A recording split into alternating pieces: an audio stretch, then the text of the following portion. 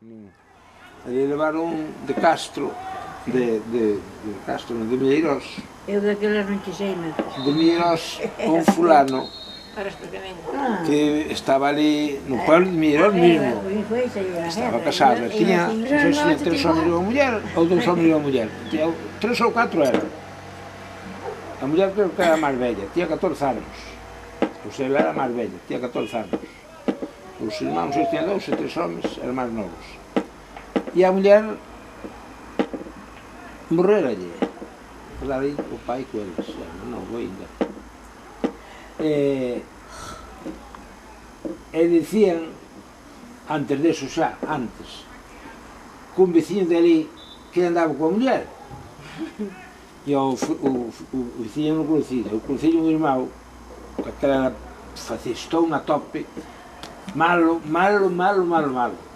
E o que morreu non sei. E aquilo apareceu morto, antes da guerra, xa, pouco antes. E logo fulano apareceu, ou sea, desapareceu. E nadie soupo que foi, hasta que un día apareceu no cementerio de Santa Mariña, que quedaba unha parroquia máis abaixo, que quedaba nun alto sol, nun monte sol. E apareceu, non sei que os casas deron un fulgán de ali, e apareceu metido un saco en pedazos. Caramba. Entonces, quen foi e quen non foi, e dixeron que fora aquí, claro, fora aí, porque... E o asunto quedou así, e a pouco tempo empezou a guerra. E ao empezar a guerra, o irmão, que era malo, tío, o irmão cura, os fascistas facían o que querían, e no fulano, un día, por un 17, de Milleiros a feira de Castro, que leva cerquiña, e veu comprar cousas, eran rapaces pequenos todos. El levaba unhos zocos para onde os nenos, el levaba unha pouca roupa para facer género, que viñan, o género viña, despois viña para construir facer a casa. A máis levaba unha peza de pan, e levaba cousas para a casa. E saían 4 fascistas ao camiño, cando iba para a casa, cerca da noite. E un diles era o noso veciño. O noso veciño un diles.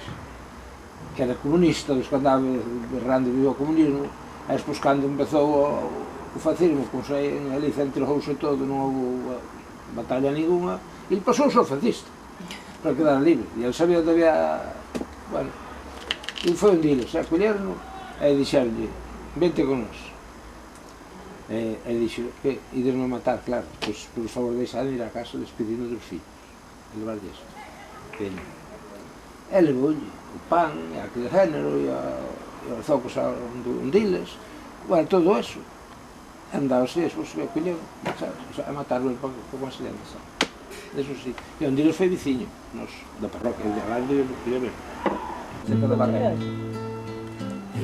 Semente feita en sangue por un pobo que xurde dende a historia, dende o sono, un sono cheo de eldraxe e miserento, un sono de injusticias e silencio.